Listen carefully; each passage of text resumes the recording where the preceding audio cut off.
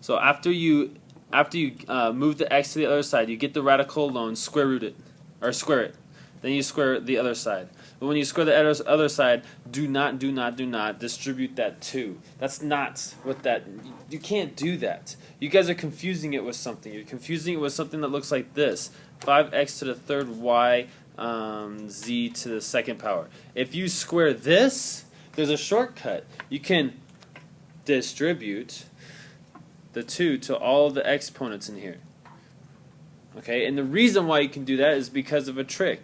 This 2 right here means 5x to the third yz squared times 5x to the third times yz squared.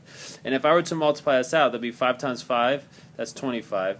Then x to the third times x to the third, you add those exponents together to get 6. Y times y, that's y squared. And then the last one is z to the fourth.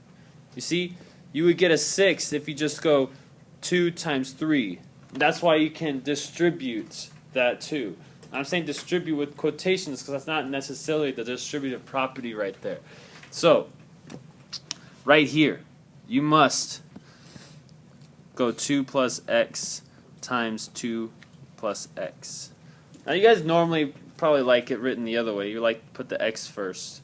So we can switch it. X plus 2 times x plus 2. And that's cool too. On the other side, yay, they're inverses. They just cancel out.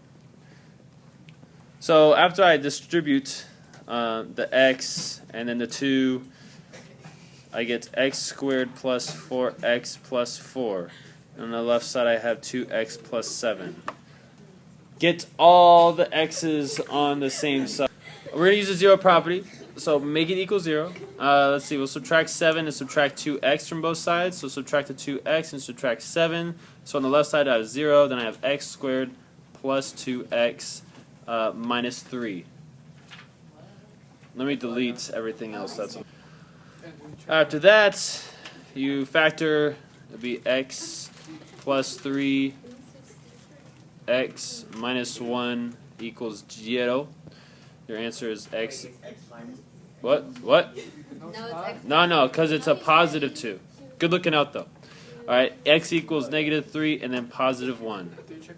Heck, yeah, you check your answers. Check this out. You have to check your answers. Check this out. If I plug in a negative 3 right here, that would be a negative 6, right?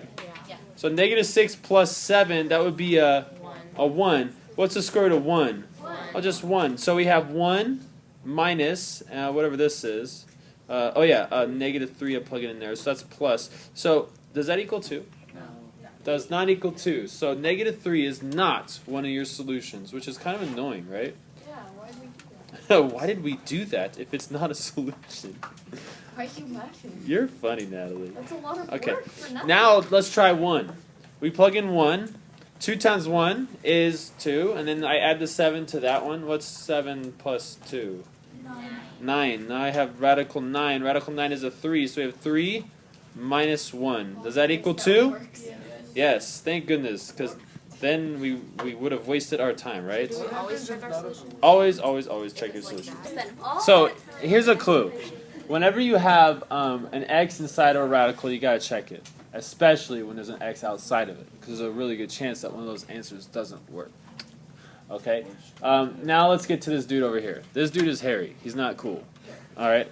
Yeah, like just lots of junk going on here. It's about to get crazy. You guys ready to get crazy? No. All right. Here we going. So first thing I'm going to do is I'm going to put this dude on the other side. And so it's going to say, because, well, you don't have to do it that way. I guess I like doing that way because I don't really want to square this. Oh, you could do it that way. I'm just doing it a different way. Okay, so you can do that. Just square it, but then you'd have to like do the foiling and stuff. Okay, so I'm going to move it over to the other side. So I have this all by himself there. And on the other side, I have 1 plus radical x minus 3. Oh my goodness. Here we go. So we got to square both sides now. See, this is the ugly side. This side's beautiful. 2x minus 5. Yay, because the square root cancels out with the squared. On this side, I have to go 1 plus radical x minus 3 times 1 plus radical x minus 3. And this is where all the moans and groans should come in. Alright, so the first one, 1 times 1, that's going to give me 1. 1 times x, radical x minus 3 is going to give me positive x, radical x minus 3.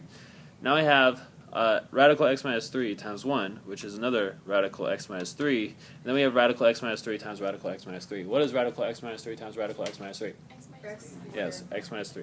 No, just x minus 3 because the radicals cancel each other out. When you go that times that, it's like you're squaring it. Therefore, they get canceled out.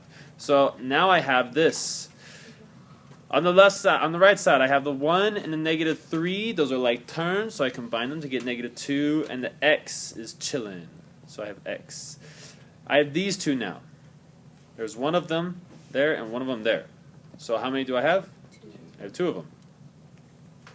Whoops, x minus 3. On the other side, I have 2x minus 5. Now, do you guys want to guess what you do next? Add 5. Alright, we're almost done. Just put these dudes on the other side. So we're going to add 2 and subtract x. So if I add 2, that's going to be negative 3. And if I subtract x, we're just going to have an x right there. So I have 2 times radical x minus 3. Let me write out what I just did, because I think some of you guys will be confused. And I subtract x and subtract x. That's how I got this. Alright, now, what you want to do? Divided by 2. Get rid of that 2, right? Ew. X minus 3 over 2 equals radical x minus 3. And so now you're like, oh, I just have to square that and get rid of those. But now I have to square this one. So long. I know. Alright, so this side I have x minus 3. On this side, I have a 4 on the bottom. And on the top, when you square this binomial, you're going to get x squared minus 6x plus 9. Put this over 1. I like cross multiplying here. And let's see. I'm going to clear all this blue stuff so I have room to write. After you cross multiply, we have the trinomial times 1, so it's just x squared minus 6x plus 9 equals, then we have the 4 times that, and you have to distribute it, so it's going to be 4x minus 12. Move everything to the left side, so we have 0 right here, so it's going to be x squared minus 10x plus 21. Yeah, because I have to add 12 to 9. Now I factor, it's going to be x minus 3 times x minus 7 equals 0. X equals 3 and 7. But wait, you have to check it. It's some going work. I would be really frustrated. Okay, I paused the video so I didn't have to do the video checking. But after you check it, you'll find that both of them work. Yay. We're going to do the absolute value one, and then I'll do this one after you guys leave, so if you really want to see it, it'll be on a video. Okay? So, if you guys have the absolute value of x and it equals 5, what can x equal? 5 and negative. 5 and negative 5. Why? Because the absolute value of both is going to be Absolute 5. value is like jail. Because, no, absolute value is not like jail. Yeah. Absolute value of ours. You can go in bad and then you come out good, or you can go in good. Would you stop it? Absolute value of ours. Give you the distance that the number is from 0, and you can't have a negative distance. It's a jail. No, it's not a jail. I'm going to throw stuff at you and you say it again. Tell them It's plus or minus 5. Okay? So, whatever's inside the absolute value bars equals the positive and the negative of that.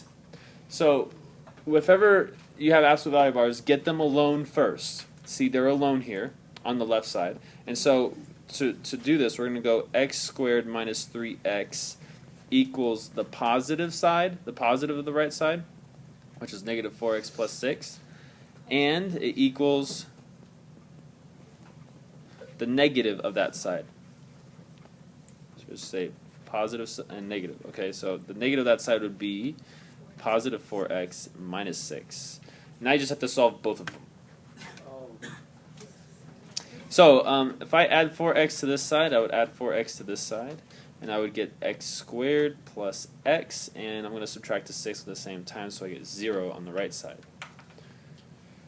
On the other one, I move the 4x over, I get x squared minus 7x, and then I have to add the 6.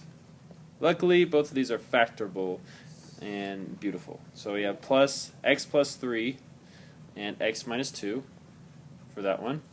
When we factor the one on the right, it's going to be x plus 6, no, minus 6 and x minus 1. And your answers are x equals negative 3, positive 2, positive 6, and positive 1. Wait, I think. Wait, Wait, you do. You have to check all of these. wait, wouldn't it be positive 1? Positive X 1. plus 1? That's I put a positive 1. Oh, no. Oh, you mean like this? Yeah. No, because negative 6 and negative 1 need to equal negative 7 if you add them together. Oh, sorry, I was in that. Okay. Okay. All right. So I'm gonna pause the video while we check. Doesn't. All right. There's your answers. Wait, no. These ones don't work if you try them, but the other ones do. So those are your two Wait, answers. does 6 work? work. 6 does not work. How do you know? Fine. I'm gonna check it myself. Do it. Boom. It doesn't work. It doesn't work. It doesn't work. That's correct. Okay. I'm gonna make a separate, totally separate video for this one for those of you guys who like to do extra stuff.